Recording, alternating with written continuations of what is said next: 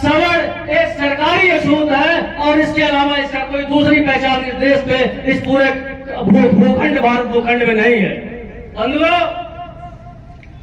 संविधान में प्रस्तावना दिया गया कि राजा के घर पैदा होने वाला बच्चा राजा नहीं होगा, लेकिन पिछड़े के घर में पैदा होने वाला बच्चा पिछड़ा होगा, दलित के घर में पैदा होने वाला बच्चा दलित होगा।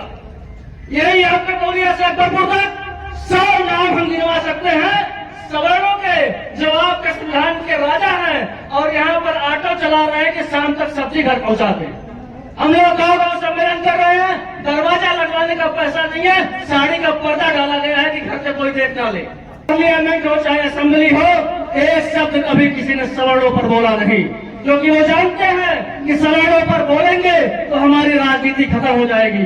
पंडित अलग भाग रहा है, ठाकुर का अलग नेता है, लाला का अलग नेता है, पनिया का अलग नेता है, और जब चुनाव में जब आप पे छटपटाहट शुरू होती है तो कोई 50 लाख 1 करोड़ से चलने वाला आपके बिरादरी का नेता इसी मैरिज हॉल में 100-200 के बीच में बैठा के भेज दिया जाता है कि जाओ तुम सबको मोटिवेट करके कह दो जय परशुराम, जय राणा प्रताप और वगैरह वगैरह, जय चित्रगुप्त, जय भामाशाह, उसी में खुश करके उनसे वोटिंग करवा लो। यही हकीकत में यही भैया आपकी औकात, इसके अलावा आपको कुछ नहीं है। पार्लियामेंट में, सदन में जो देश की सबसे बड़ी पंचायत है उसमें पंक्तियां पढ़ी गई, ऊंची जात की क्या पहचान, जो किक पिक बोले करे न काम। आज संगठन की आवश्यकता क्यों पड़ती है? जब विपदा काल होती है उस कालखंड में संगठन की आवश्यकता पड़ती है। हमारे लोग कहते हैं ठाकुरों के यहाँ क्या जाए, वो तो अपने लड़ रहे हैं, पंडितों के यहाँ जा रहे पंडित हमारे पैर खींच रहा है। अगर इस तरीके की भावना लेकर के आप हतोत्साहित हैं तो यह संगठन का मंच आपके लिए नहीं है।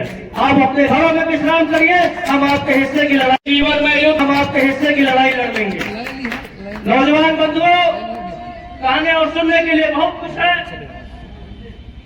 राष्ट्रीय पेशवाबाजी राय महासंघ अपने अस्तित्व काल से जितने सवर्ण की जातियां हैं सबको एक करने के लिए निरंतर प्रयास कर रहा है।